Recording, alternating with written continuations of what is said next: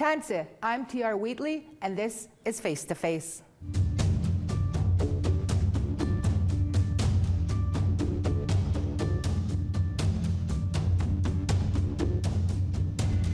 Our guest this week is National Chief Cindy Woodhouse Nepinak of the Assembly of First Nations. She was first elected in December 2023 and is the youngest woman to hold the position.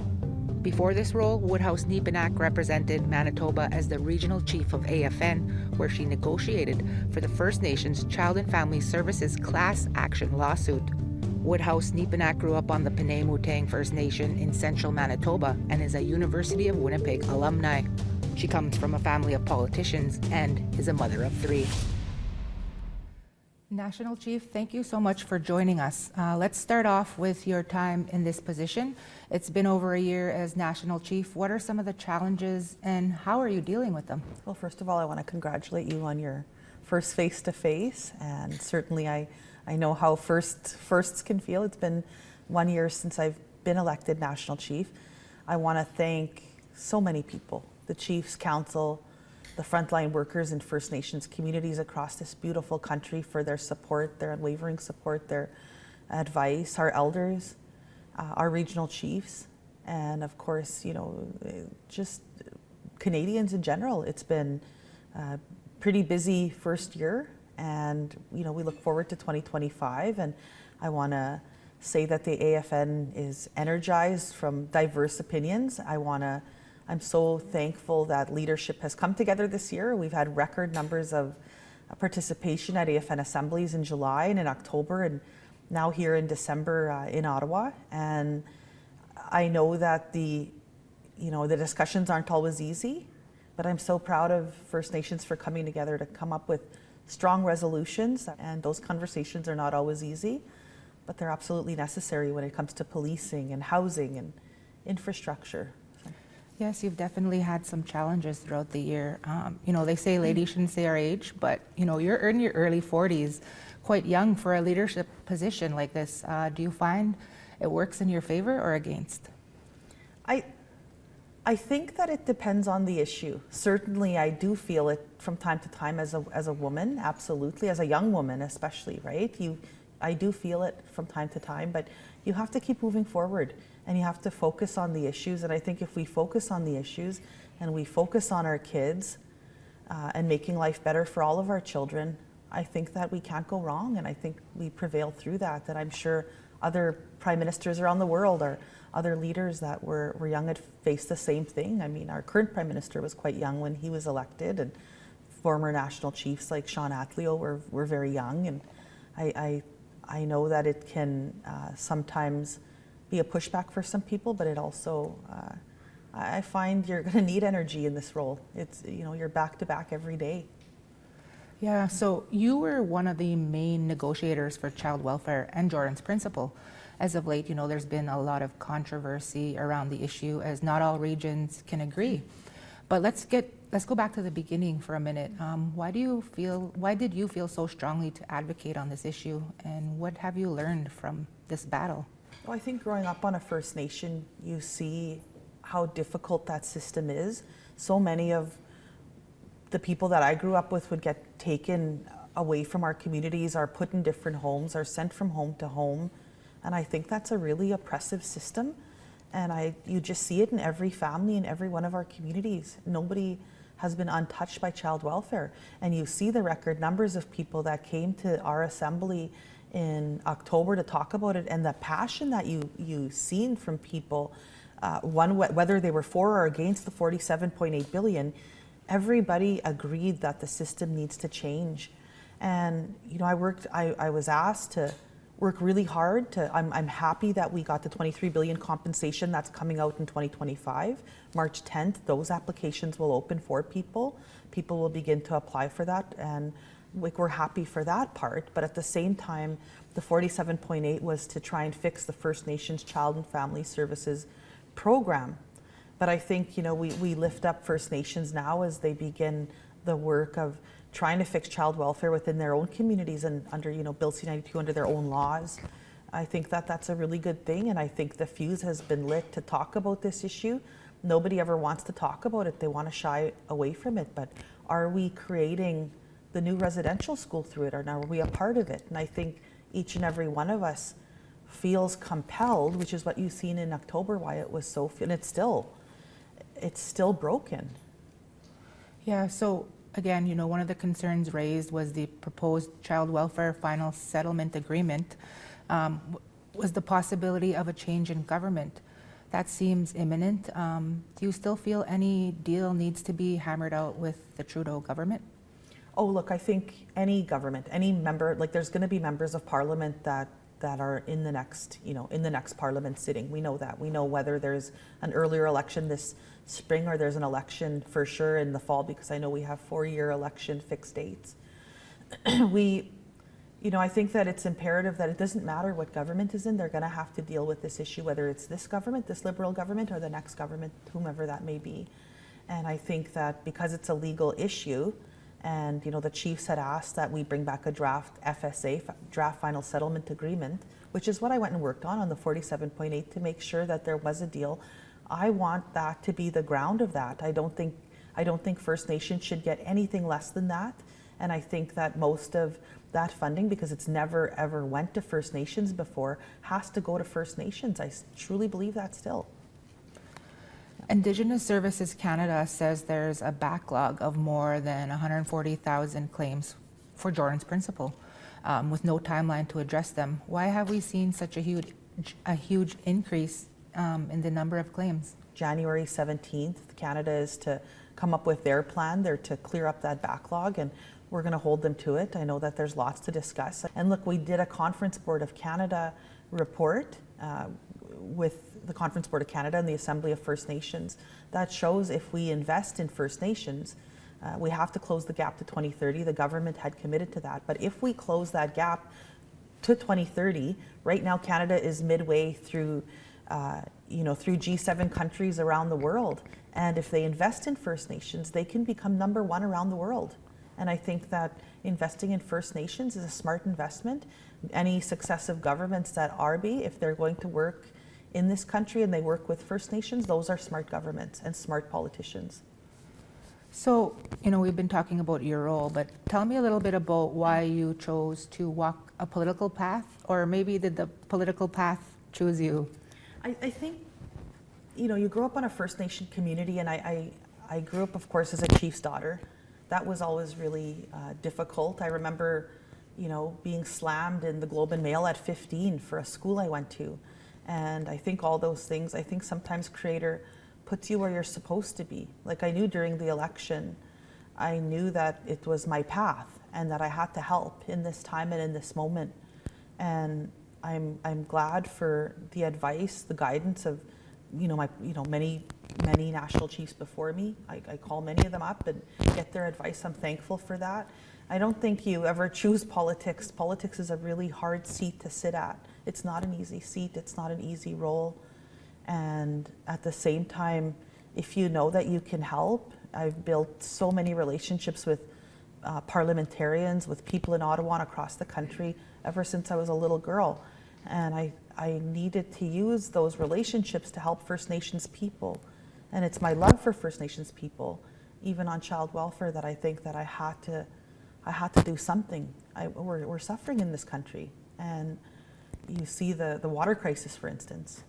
You see mothers crying because their children have been killed by police, and we call for a national inquiry in this country.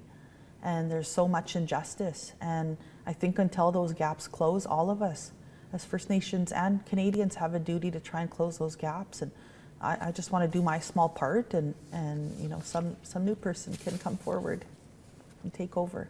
Yeah. It's time to take a short break, but stay where you are. You don't want to miss more of our conversation with the youngest woman in the top seat for First Nations leadership, BRB.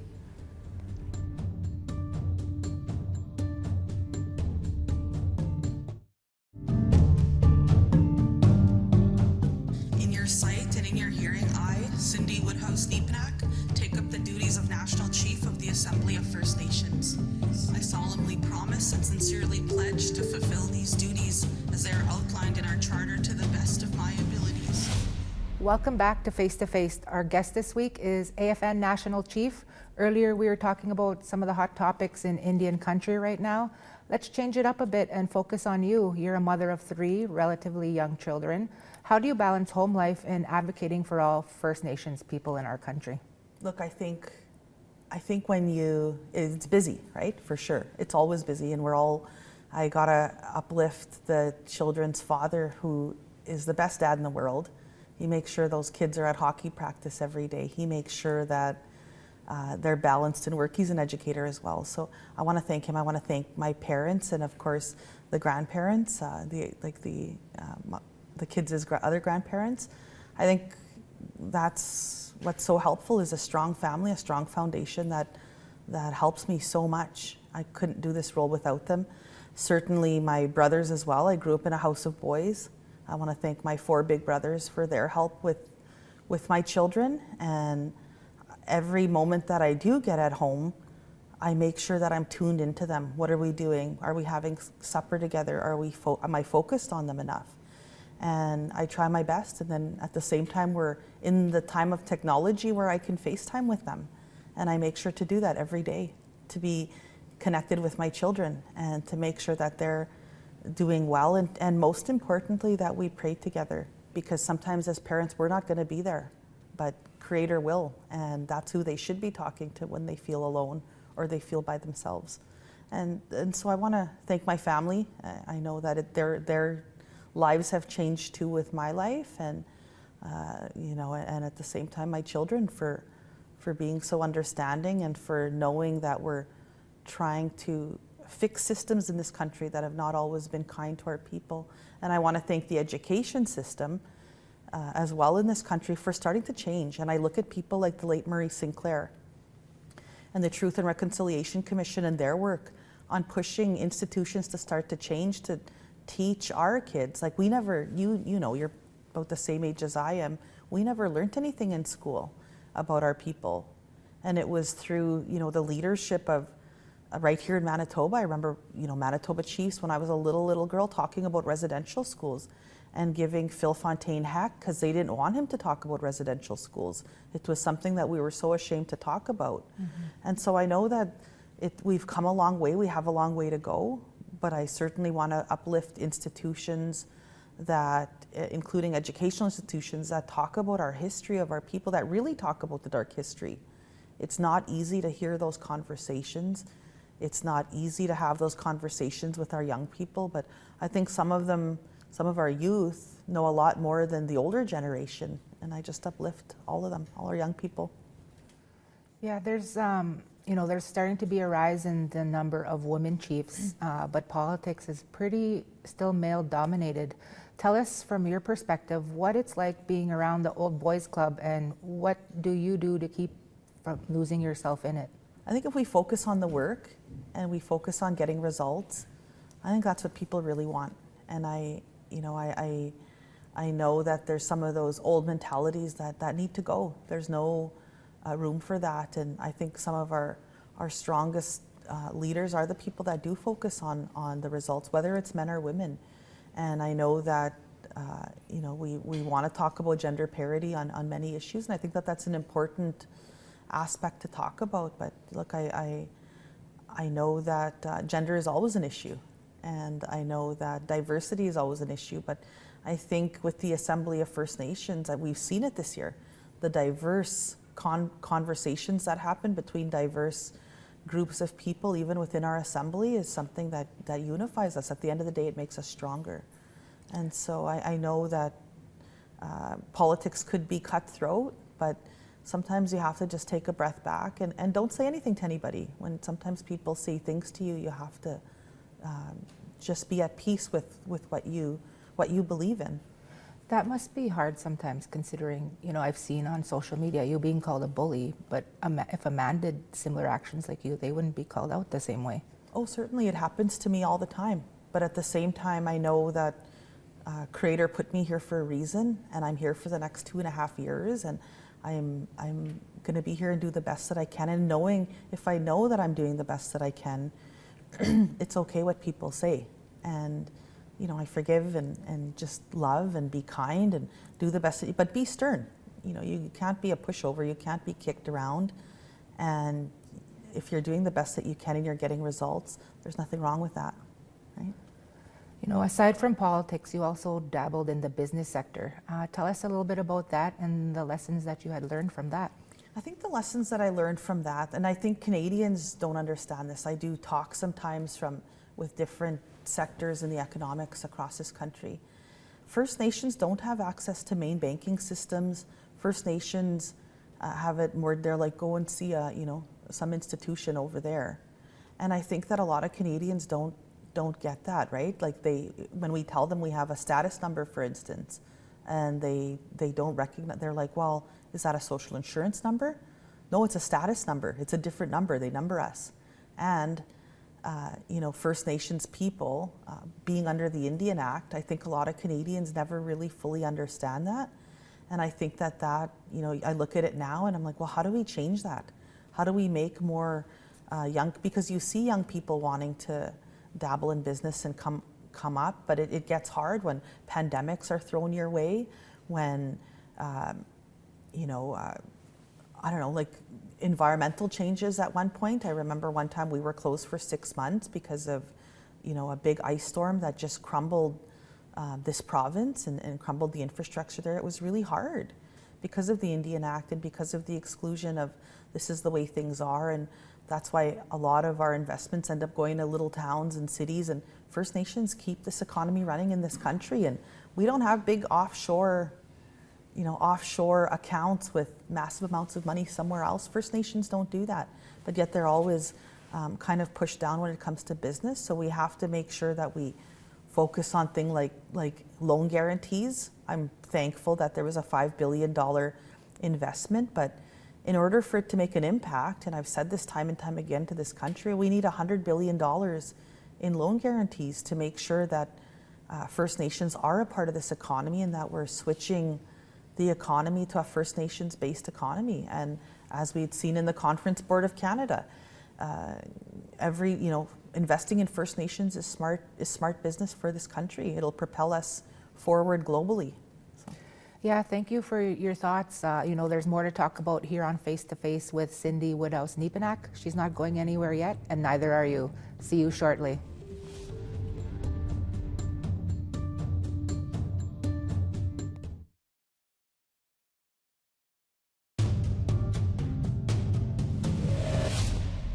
Welcome back. There's been a lot of reflection with the National Chief of the Assembly of First Nations.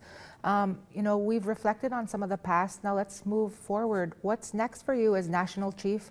What are some of the issues you're wanting to tackle? Well, I think that there's so much reports out there that have some dust on them. And at the same time, we look to, the work of the past while looking to the future. We look at things like the Truth and Reconciliation report, for instance. That's going on to 10 years this year, and how far have we come?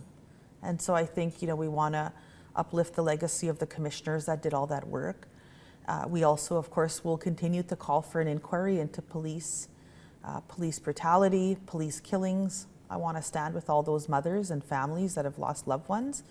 The MMIWG, I know that there's a lot of work that's unfinished there, as well as economic reconciliation. What does that mean in this country, and how do we bring people together, Canadians together with First Nations, and what does that look like? I think another thing as a mother and as a woman from a First Nation community, one thing that also strikes a chord, I think, with all of us is the membership of First Nations and how we're always questioned about that. No other group in the entire world or in the entire country would ever be questioned like that except First Nations people.